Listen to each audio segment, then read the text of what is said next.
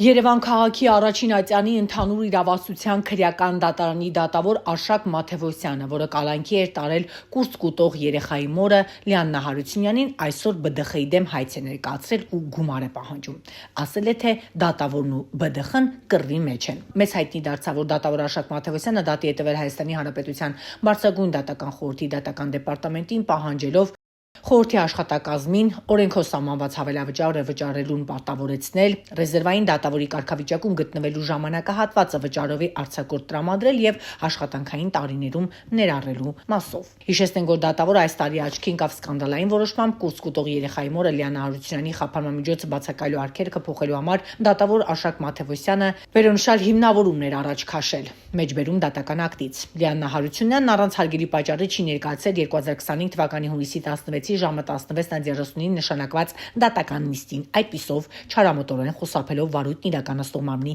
հրավերով ներկայանալու պարտականության կատարումից։ Այս դեպքը մեծ աղմուկ բարձրացրեց, ինչից հետո որոշում կայացվեց կնոջ խափանմամիջոց կալանքը փոխել։ Եվ ահա, սկանդալային որոշում կայացված դատավորն այսօր ԲԴԽ-ի հետ գումարի կռվի մեջ է ընկել։ Ինչով կավարտվի այս հայցը, կհետևենք քննության ընթացքին։